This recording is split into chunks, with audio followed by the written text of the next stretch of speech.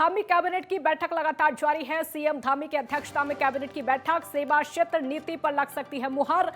वित्त शिक्षा विभाग के प्रस्तावों पर चर्चा। ऊर्जा विभाग के प्रस्तावों पर भी चर्चा संभव है। ये बड़ी खबर आपको बता रहे हैं। ये बैठक लगातार जारी है। मुख्यमंत्री पुष्कर सिंह धामी खुद इस बैठक में मौजूद है। देहरादून में धामी कैबिनेट की बैठक लगातार जारी है। सीएम धामी की अध्यक्षता में इस बैठक का आयोजन किया गया है। सेवा क्षेत्र नीति पर इसमें मुहर लग सकती है। वित्त शिक्षा विभाग के प्रस्तावों पर भी इसमें चर्चा संभव है। बहुत सारे ऐसे प्रस्ताव हैं जिनको लेकर इसमें चर्चा की जा सकती है। ऊर्जा विभाग के प्रस्तावों पर भी चर्चा की जा सकती है। मुख्यमंत्री पुष्कर सिंह धामी खुद इस बैठक में समय पहुंचे हुए हैं। बहुत सारे ऐसे प्रस्ताव जिनको लेकर आज चर्चा की जाएगी कैबिनेट की इस बैठक में। ये देहरादून में बैठक चल रही है।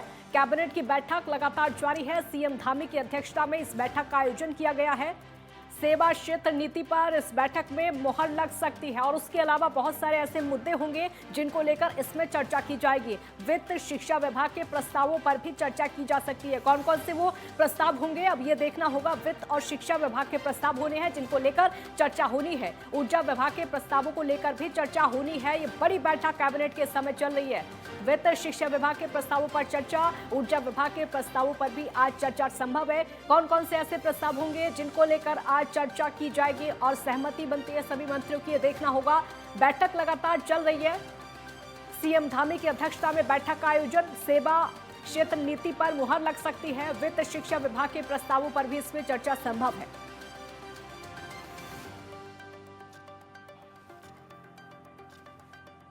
यह देहरादून से बड़ी खबर सामने आ रही है जहां पर कैबिनेट की बैठक का आयोजन किया गया है।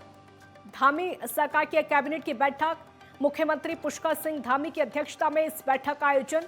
कई प्रस्तावों को लेकर इसमें चर्चा हो सकती है। ऊर्जा विभाग के प्रस्तावों पर भी इस बैठक में चर्चा हो सकती है। धामी कैबिनेट की बैठक लगातार जारी है। बहुत सारे ऐसे प्रस्ताव जिनको इसमें उठाया जाएगा उनको लेकर चर्चा हो सकती है। मुख्यमंत्री खुद इस बैठक में पहुंचे हुए हैं। काफी देर से लगातार बैठक चल रही है। वित्त शिक्षा विभाग के प्रस्तावों पर खासकर इसमें चर्चा होनी है। उस पर फोकस किया जाना है। शिक्षा को लेकर फोकस किया जाना है। प्रदेश में शिक्षा को लेकर, शिक्षा की प्रणाली कैसी होनी चाहिए उसको लेकर भी फोकस किया जाना है। धामी खुद इस बैठक में पहुंचे हुए हैं। सेवा क्षेत्र नीति पर भी आज मुहर लगनी संभव है। उसके अलावा बहुत सारे ऐसे प्रस्ताव होंगे जिनको लेकर चर्चा होनी है और उसके बाद चर्चा संभव हो जाएगी और मुहर भी लग सकती है। ऊर्जा विभाग के प्रस्तावों पर भी चर्चा।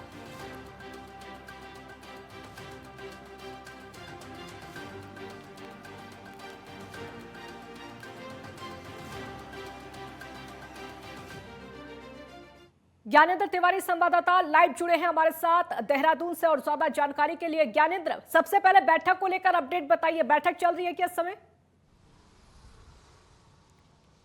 बिल्कुल, सचिवालय में मुख्यमंत्री की अध्यक्षता में राज्य कैबिनेट की जो बैठक है वो शुरू हो चुकी है।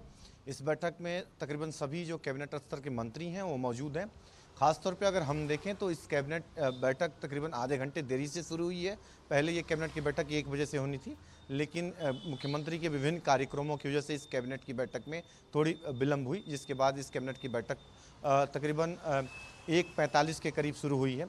और देखा जाए तो इस कैबिनेट की बैठक में कई महत्वपूर्ण बिंदुओं पे आज प्रस्ताव जो बनके तैयार हैं उन पे फैसला होने की पूर्ण रूप से उम्मीद है, यानी कि कैबिनेट का मोहर लगने का संभावना बन रहा है। खासतौर पे अगर देखें तो तकरीबन 2 दर्जन से अधिक प्रस्ताव इस कैबिनेट की बैठक में पास हो सकते हैं। विशेष तौर पे अगर हम देखें तो राज्य के अंदर दिसंबर में इन्वेस्टर समिट कराने वाली है सरकार, और ऐसे में इसको लेके सहूलियत हो, जो निवेशक आएंगे राज्य के अंदर उनको सहूलियत प्रदान करने को लेके कई तरह के बदलाव राज्य के अंदर किए जा रहे हैं। और ख़ास तौर पे शिक्षा और स्वास्थ्य से जुड़े हुए कई विषयों पे कहीं ना कहीं सहूलियत लाने को लेके कई ऐसे जो प्रस्ताव तैयार किए गए हैं जिन पे आज इस कैबिनेट की बैठक में मुहर लगने की पूर्ण रूप से आसार नज़र आ रहे हैं। दूसरी तरफ ज़मीनों से संबंधित एक कहीं ना कहीं फैसला आ सकता है। एक प्रस्ताव जो बन के तैयार है, अगर हम देखें तो एक फ़ैसला है ऑनलाइन रजिस्ट्री का।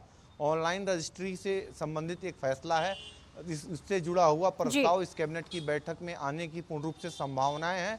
और माना जा रहा है कि इस कैबिनेट की बैठक में इस प्रस्ताव पे मोहर लगेगी तो अब अगर एक बड़ा बदलाव प्रदेश के अंदर ज़मीनों की रजिस्ट्री को लेके हो सकता है, जिससे कि लोग अब सीधे सीधे ऑनलाइन वीडियो कॉल के जरिए रजिस्ट्री करा सकते हैं। तो कुल मिला के देखा जाए तो सहूलियत प्रदान करने को लेके राज्य के अंदर, क्योंकि राज्य में निवेशकों को ज़्यादा से ज़्यादा सरकार आमंत्रित करना चाह रही है, लगातार मीटिंग्स कर रही है उसको लेके। आज भी मीटिंग्स मुख्यमंत्री की तरफ से की गई है, उद्योग जगत के लोगों की तरफ से, उनसे जो सुझाव मिले थे उस पर काम किया जा रहा है और उनको सहूलियत मिले यहाँ उद्योग स्थापित करने को लेके, चाहे वो स्वास्थ्य के क्षेत्र में हो, शिक्षा के क्षेत्र में हो या अन्य किसी भी उद्योग से संबंधित काम हो जिसका शुरुआत उत्तराखंड में हो सकता हो, उनमें उनको शमूलियत दी जाए, चाहे वो ज़मीनों से संबंधित हो, क्योंकि ज़मीनों की खरीद फरोख्त को लेके भी कई तरह की दिक्कतें थी, उनको भी कहीं ना कहीं लचीला बनाने की कोशिश कानून के तहत की जा रही है। ऐसे में कई सारे जो प्रावधान हैं उनसे संबंधित प्रस्ताव तैयार किए गए हैं, जिनमें पूर्ण रूप से उम्मीद है कि इस कैबिनेट की बैठक में जो प्रस्ताव आएंगे उस पर मोहर लगने की संभावनाएं बनी हुई हैं। इसके अलावा देखें शिक्षा, तो राज्य बिल्कुल के बिल्कुल, अंदर शिक्षा को लेकर क्या हो सकता है?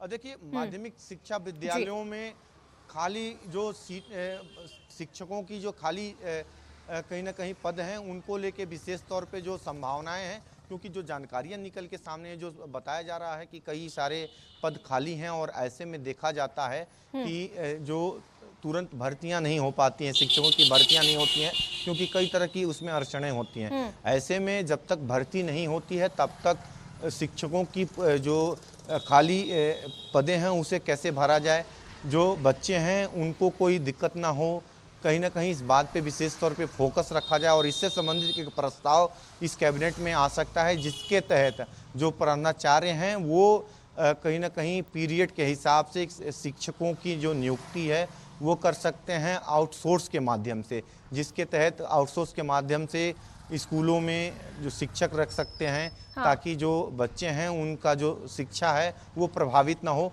तो उससे जुड़ा हुआ शिक्षा विभाग का एक प्रस्ताव है जो इस कैबिनेट की बैठक में आ सकता है और उस पर मोहर लगने की पूर्ण रूप से संभावना है।